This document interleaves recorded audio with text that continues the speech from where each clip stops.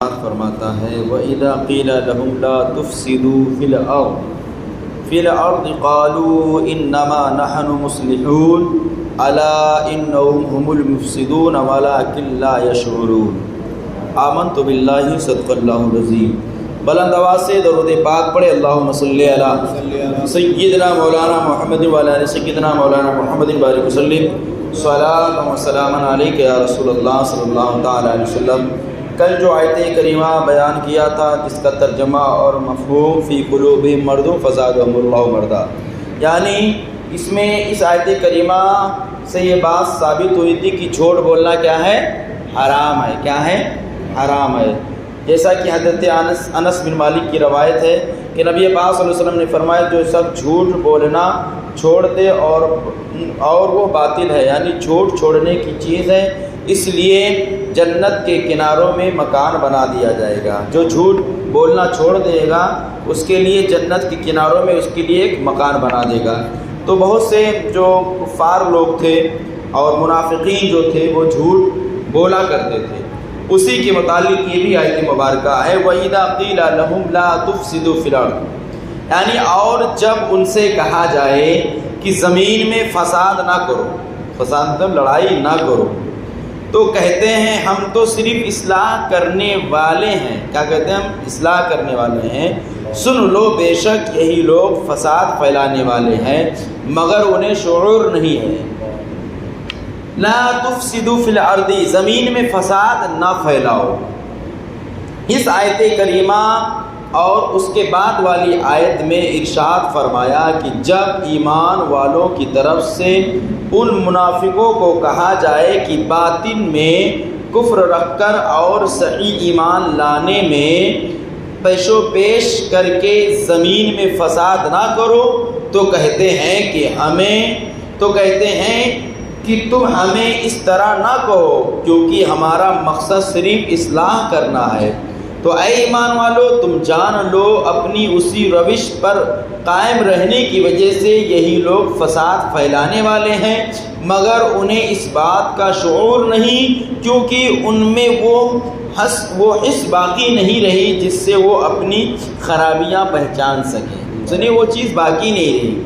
تو منافقوں کے طرز عمل سے بات واضح ہوا کہ عام فسادیوں سے بڑے فسادی وہ ہیں جو فساد پھیلائے ہیں اور اسے اصلاح کا نام دیں۔ ہمارے معاشرے میں بھی ایسے لوگوں کی کمی نہیں ہے جو اصلاح کے نام پر فساد پھیلاتے ہیں اور بدترین کاموں کو اچھے کاموں سے تعبیر کرتے ہیں۔ آزادی کے نام پر بے حیائی، فن کے نام پر حرام افعال، انسانیت کے نام پر اسلام کو مٹانا اور تہذیب و تمدن کا نام لے کر اسلام پر اعتراض کرنا، توحید کا نام لے کر شان رسالت کا انکار کرنا، قرآن کا نام لے کر حدیث کا انکار کرنا وغیرہ، یہ سب صورت فساد کے ہیں۔ سمجھ رہے ہو آپ؟ یعنی بہت سے لوگ ایسے کہتے ہیں ہم اصلاح کر رہے ہیں، ہم اصلاح کر رہے ہیں، تو کبھی اللہ رب العزت کی شان وحدانیت کا انکار کر کے اصلاح ہوگا؟ جو کہتے ہیں ہم اصلاح کر رہے ہیں نبی کی شان کو کم کر کے بتا کر اصلاح کر پائیں گے کوئی؟ اسی طریقے سے اچھے کاموں کو غلط کاموں کی طرف منسوب کرنا یا غلط کاموں کو اچھے کاموں کی طرف منسوب کر کے اور کہے ہم اصلاح کر رہے ہیں۔ جیسے اس وقت دہیج جو ہے وہ ڈکیتی بنی ہوئی ہے، دہیج جو ہے ڈکیتی ہے، اور وہ اتنا فرمائش کر دیتے ہیں اور فرمائش کرنے کے بعد کہتے ہیں کہ نکاح یہ سنت ہے۔ تو سنت تو ہے مگر جو اس میں فرمائش ڈال دی جاتی ہے کہ مجھے فلاں قسم کا کولر، فلاں قسم کی واشنگ مشین، فلاں قسم کی بیڈ، یعنی نہ جانے کون کون سے کمپنی کا اور کون سے قسم کا کہ وہی جانے آئیں، اور اس کے بعد آپ کو پتہ ہے وہاں پر ایک بات کہتے ہیں اتنا کیش بھی چاہیے ہمیں، اس کے بعد کہیں گے مجھے بائک دے دیجئے، آپ کون سی بائک دیں گے؟ تو کہہ دے گا میں آپ کو ہونڈا شائن یا یونیکورن یا اپاچی یا جو بھی گاڑی لے لیا جائے، تو کہیں گے ایک کام کرو آپ مجھے پیسہ دے دو جو آپ کو دینا ہے، ہم ملا کر دوسری گاڑی لے لیں گے۔ ہاں یہ کہا جاتا ہے، کہتے ہیں کہ نہیں کہتے ہیں؟ کون سی گاڑی؟ ہمیں گاڑی دیں گے، پہلے گاڑی پوچھیں گے کون سا، ہم کو تو معلوم نہیں کہ گاڑی کتنے کی ہے، مگر کتنے والی دیں گے؟ تو کہیں کہ ہم ہونڈا شائن دے دیں گے 1 لاکھ کی جو آتی ہے۔ مگر اب 1 لاکھ تو اس نے بول دیا، مگر جب اسے 1 لاکھ روپیہ دیا جائے گا تو کہیں کہ آپ ہونڈا شائن کے بارے میں بولے تھے، وہ تو اس وقت 1.5 لاکھ کی آ رہی ہیں۔ کہیں گے ابھی وہ 1 لاکھ پر راضی تھے، آپ کہتے ہیں ہمیں معلوم نہیں ہے، پھر بھی اس کا ریٹ نکالیں کہ کہیں گے 1,35,000 1,20,000 کی وہ گاڑی آتی ہے، تو آپ نے وہ گاڑی کا نام لیا تھا تو اس گاڑی اتنے کی آ رہی ہے، تو لہٰذا اتنا مجھے رقم دے دیجیے۔ یعنی کسی بھی طریقے سے گھوم پھر کر وہ منہ کھولنا ہی کھولنا ہے، اور کہتے ہیں ہمیں آپ مت دیں، ہمیں تھوڑے کا آپ تو اپنی بیٹی کو دیں گے۔ آپ کتنا زبردست پھنساتے ہیں، ہمیں کیا دیں گے، اب تو اپنے بیٹی کو دینا ہے، آپ کی بیٹی ہے۔ اس طریقے سے تو دہیج جو ہے یہ نکاح جو ہے سنت، مگر دہیج کی جو فرمائش ہے یہ حرام ہے۔ اب لوگ اس کو سنت مصطفیٰ نام دیتے ہیں، تو اچھے کام میں غلط کام کو شامل کر کے اس کو سنت مصطفیٰ نام دیا جائے۔ اسی طریقے سے آپ یہ رکھ لیا جائے، جیسے نہانا کیا ہے، غسل سنت ہے، مگر بہت سے احباب ایسے ہیں کہ وہ سنتے ہیں نہا لیا جائے غسل ہے، مگر کوئی چڈی پہن کر نہاتا ہے، تو کوئی گھٹنے کھول کر نہاتا ہے، کوئی ناف کے نیچے پورا کھلا ہوا رہتا ہے۔ تو آخرکار غسل تو سنت ہے، مگر اس کا استعمال جو کر رہا ہے نہانے کی حالت میں وہ گناہ کام کر رہا ہے۔ ایسے ہی وہ لوگ ہیں جو کہتے ہیں ہم زمین میں فساد پیدا نہیں کر رہے، ہم تو اصلاح کر رہے ہیں۔ آخرکار وہ اصلاح صرف نام کے ہیں۔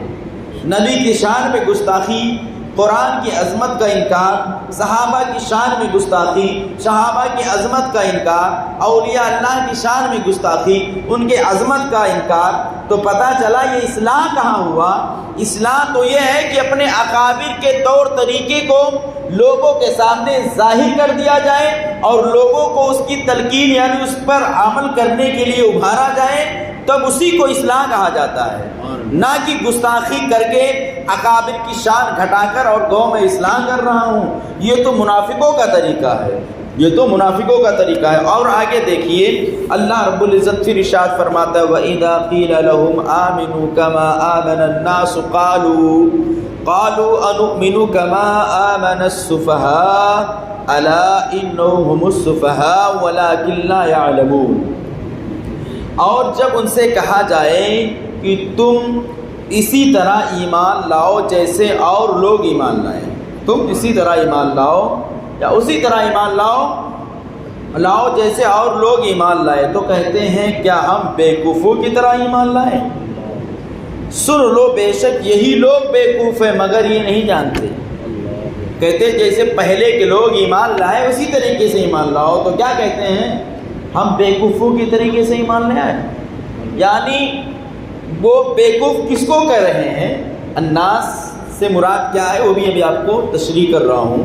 کیا فرمایا وَإِذَا قِيلَ لَهُمْ لَا تُفْسِدُوا وَإِذَا قِيلَ لَهُمْ آمِنُوا كَمَا آمَنَ النَّاسُ، اے لوگوں جب ان سے کہا جائے ایمان لاؤ جیسے کہ تم سے پہلے لوگ ایمان لائے، تو کہتے ہیں ہم ان بیوقوفوں کی طرح اس کے سے ایمان لے آئے۔ تو آخرکار وہ بیوقوف نہیں، بیوقوف تو یہ ہیں اور وہ جان بھی نہیں پانے، لا یعلمون، انہیں پتا بھی نہیں کہ بیوقوف کون ہے۔ تو یہاں کما آمن الناس جیسے اور لوگ ایمان لائے، تو یہاں الناس جو ہے لفظ الناس کیا ہے؟ کما آمن الناس جیسا اور لوگ ایمان لائے۔ تو الناس سے مراد صحابہ کی جماعت ہے۔ کس کی جماعت ہے؟ صحابہ کی جماعت ہے، اور ان کے بعد ان کے کامل اتباع کرنے والے مراد ہیں۔ تو جو لوگ کہتے ہیں بیوقوفوں کی طریقے سے ایمان لے آئے، تو بیوقوف کس کو کہہ رہے ہیں؟ وہ صحابہ کو کہہ رہے ہیں۔ اب پتہ چلا جو صحابہ کی شان میں اس طریقے سے الفاظ استعمال کرے تو مسلمان ہوگا، وہ مومن ہوگا؟ قطعی مومن نہیں ہو سکتا ہے۔ اب اس آیت کریمہ میں بزرگان دین کی طرف ایمان لانے کے حکم سے معلوم ہوا کہ ان کی پیروی کرنے والے نجات والے ہیں اور ان کے راستے سے ہٹنے والے منافق کے راستے والے ہیں۔ سنیں تو ہم ان کی پیروی کرتے ہیں، اس لیے سرکار نے فرمایا الصحابۃ کالنجوم بأیہم اقتدیتم اہتدیتم، میرے صحابہ مثل ستاروں کے مانند ہیں، جو کوئی ان کی پیروی کرے گا ہدایت پا جائے گا. ہاں؟ اور آقا فرماتے میرے صحابہ کشتی نوح کے مانند ہے، جو بھی ان پر سوار ہوگا وہ نجات پا جائے گا. اب کشتی نوح سے مراد صحابہ کے نقش قدم مراد ہے وہاں. تو یہاں پر جو ان کی پیروی کرنے والے نجات والے ہیں اور ان کے راستے سے ہٹنے والے منافقین کے راستے پر ہیں. اور یہ بھی معلوم ہے کہ ان بزرگوں پر طعن و تشنیع کرنے والے بہت پہلے سے چلتے آ رہے ہیں. ہاں؟ یہ تو حضور کے دور سے چلتے آ رہے ہیں، یہ کوئی آج نئی کی بات نہیں ہے. اس آیت کی روشنی میں صحابہ، ائمہ، بزرگان دین کے متعلق اپنا طرز عمل دیکھ کر ہر کوئی اپنا راستہ سمجھ سکتا ہے کہ صحابہ کے راستے پر ہے یا منافق کے راستے پر ہے. نیز علماء اور صلحاء اور دیندار لوگ کو چاہیے کہ وہ لوگوں کو بد زبانیوں سے اور بے زبانیوں سے بہت رنجیدہ نہ ہو، بلکہ سمجھ لے کہ اہل باطل کا تقدیم دستور ہے. نیز دینداروں کو بیوقوف یا تقانوسی خیالات والے کہنے والے خود بیوقوف ہیں، جیسا کہ وہ صحابہ کو اور ہمارے اسلاف کے شان میں جو کہتے ہیں وہ بیوقوف ہیں، وہ بیوقوف ہیں، بیوقوفی کی طرح ایمان لائے، تو حقیقت میں وہ بیوقوف نہیں، بیوقوف تو یہ ہے.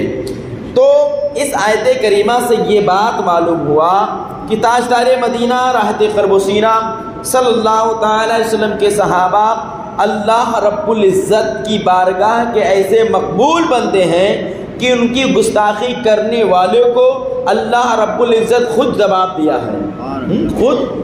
دیا ہے. اور صحابہ کرام کے بارے میں حضرت ابو سعید خدری رضی اللہ تعالیٰ عنہ سے روایت ہے کہ حضور علیہ الصلوۃ والسلام نے ارشاد فرمایا میرے صحابہ کو گالی گلوچ نہ کیا کرو، میرے صحابہ کو گالی گلوچ نہ کیا کرو. یعنی ان کا مقام یہ ہے کہ اگر تم میں سے کوئی احد پہاڑ کے برابر سونا اللہ رب العزت کی راہ میں خرچ کرے تو اس کا ثواب میرے کسی صحابی کے ایک مٹھ جو یا اس کی مقدار خرچ کرنے کے برابر تک بھی نہیں پہنچ سکتا ہے. اور اللہ رب العزت کے ولیوں کے بارے میں خود حضرت ابو ہریرہ رضی اللہ تعالیٰ روایت فرماتے ہیں کہ نبی پاک صلی اللہ علیہ وسلم فرماتے ہیں اللہ نے فرمایا جو میرے کسی ولی سے دشمنی کرے اسے میں نے لڑائی کا اعلان دے دیا ہے. یعنی جو اللہ کے ولیوں سے لڑے، اللہ کے ولیوں کی شان میں گستاخی کرے، توہین کرے، تو اللہ رب العزت اس سے خود اعلان جنگ فرما رہا ہے. اسی زمین میں اس سے معلوم ہوا کہ ان لوگوں کو نصیحت حاصل کرنی چاہیے جو صحابہ کرام کی شان میں بے ادبی اور گستاخی کرتے ہیں اور اولیاء اللہ کے بارے میں غلط عقائد و نظریات رکھتے ہیں. اس سے پتہ کیا چلا آپ کو معلوم ہے؟ اس سے دو باتیں ظاہر ہوئی کہ جو اولیاء اللہ کی شان میں گستاخی کرتا ہے اس کے لیے اللہ خود اعلان جنگ فرما رہا ہے. اب جب اللہ جس سے اعلان جنگ فرما رہا ہے تو گویا کہ وہ اللہ سے جنگ کرنے کے لیے آ رہا ہے. کسی ولی کی شان میں گستاخی کرنا گویا اللہ سے جنگ کرنا ہوا. بتاؤ اللہ سے کوئی جیت پائے گا؟ اللہ سے کوئی جنگ کر پائے گا؟ اب جو اللہ رب العزت کے ولیوں کی شان میں گستاخی کرتا ہے اللہ اسے اعلان جنگ فرما رہا ہے. اب جب وہ اعلان جنگ اللہ فرما رہا ہے تو گویا اللہ کے مقابل میں وہ آ رہا ہے، اور اللہ کے مقابل میں جو بھی آیا وہ دنیا سے نست و نابود ہوا. اس کے لیے جہنم کی آگ بھڑک رہی ہے اور جہنم منہ پھیلائے ہوئے دوڑ رہی ہے. تو لہٰذا ابھی وقت ہے، اگر اسی طریقے سے کسی احباب کا عقیدہ ہے تو سچے دل سے ابھی توبہ کر لے، کیونکہ توبہ کا دروازہ ابھی کھلا ہوا ہے. ورنہ اللہ رب العزت کی بارگاہ میں سب کو جانا ہے اور میرے رب کی پکڑ بہت سخت ہے. اللہ کی پکڑ بہت سخت ہے. تو لہٰذا ایسے لوگ اگر تمہیں ملے، کہیں بہت سے چار لوگ لے کر کھڑے ہو جاتے ہیں اور دین کی باتیں کریں، تو ہم اور آپ میں بہت سے ایسے بھولے سنی ہیں کہ بیچارے کھڑے ہو جاتے ہیں، کہتے ہیں یار اللہ رسول کی تو باتیں کر رہا ہے. میں آپ سے پوچھ رہا ہوں آپ کو کیا معلوم کہ کون سی حدیث بیان کر رہا ہے؟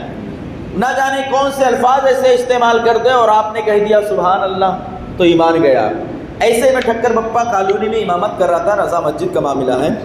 میں وہاں کچھ دین تبلیغی آئے تھے 40 دن والے. ایک جملہ میں آپ کو بتا رہا ہوں اور آپ بھی ابھی سوچو گے کس طریقے سے وہ علم غیب کی انکار کروا کر لوگوں کے ایمان کو چھینتے ہیں. اس نے کہا کہ ایک مرتبہ سرکار صلی اللہ علیہ وسلم صحابہ کے ساتھ، آخرکار یہ حدیث مجھے ملی نہیں آج تک، میں بہت پریشان ہوا. اس نے بخاری کا حوالہ دیا مگر بخاری میں نے دیکھا یہ حدیث مجھے ملی نہیں. اگر ہو سکتا آپ لوگوں کے کہیں نظروں سے گزرے گی تو حدیث مجھے آپ لوگ بتا دیں گے. حدیث تو ہے مگر جس طریقے سے وہ روایت کیا وہ چیزیں میں بتا رہا ہوں. بولا ایک مرتبہ حضور علیہ الصلوۃ والسلام صحابہ کرام کے ساتھ جا رہے تھے، پانی ختم ہوا، پانی نہیں مل رہا تھا، صحابہ کو پیاس لگی اور لگنے کے بعد اللہ کے حبیب کی بارگاہ میں عرض کرتے یا رسول اللہ صلی اللہ تعالی علیہ وسلم مجھے پیاس لگی. ایسے جملہ سیم بول رہا ہے. اور وہاں پر لوگ عصر کی نماز پڑھ کر لوگ جا رہے تھے اور وہ چیخ چیخ بیان کر رہا تھا تو بہت سارے لوگ کھڑے ہو گئے. مگر میں جب یہ حدیث بخاری کی سنا تو میں تیزی سے جا رہا تھا تو میں ایک دم آہستہ آہستہ چلنے لگا اور کہ اس کی بات کمپلیٹ ہو جائے. اور میں تھوڑا سا رک بھی گیا اور ایسا رکا کہ اسے یہ پتہ نہ چلے کہ میں اس کی بات کو سن رہا ہوں، ورنہ ان کو پسینہ آ جاتا ہے. کسی عالم کو کسی سنی مبلغ کو دیکھتے ہیں تو ان سے باتیں نہیں کر پاتے بلکہ وہ آئیں بائیں کرنے لگتے ہیں. ان کو پتہ چل گیا کہ 100 شعر کو 125 شعر مل گیا ہے.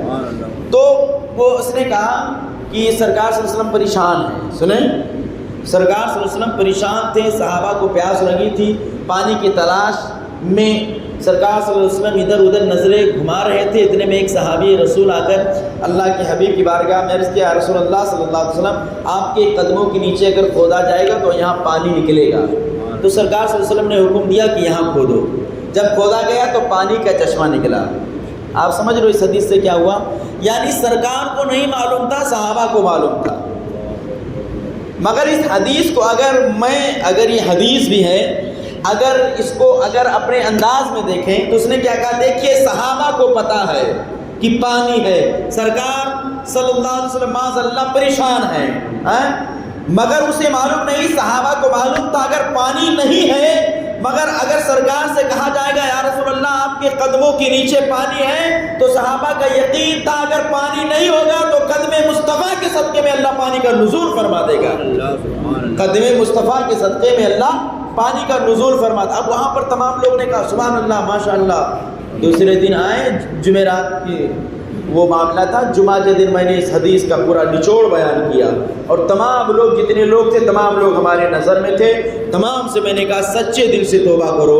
وہاں تو علم غیب کی نفی کر رہا ہے، کہہ رہا معاذ اللہ سرکار پریشان تھے، پانی کے لیے سرکار پریشان ہو. سرکار اگر دعا کر دے تو آب کوثر نازل ہو جائے، سرکار دعا کر دے تو آب زمزم کا نزول فوراً ہو جائے.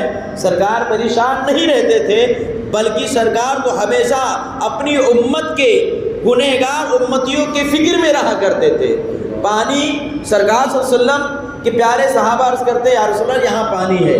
گویا کہ سرکار کو اگر نہ پتہ ہوتا، اس حدیث کو اگر مان لیا جائے، اگر سرکار کو پتہ نہ ہوتا تو سرکار یہ کہتے صحابہ یہاں پانی نہیں ہے، مگر سرکار نے حکم دیا.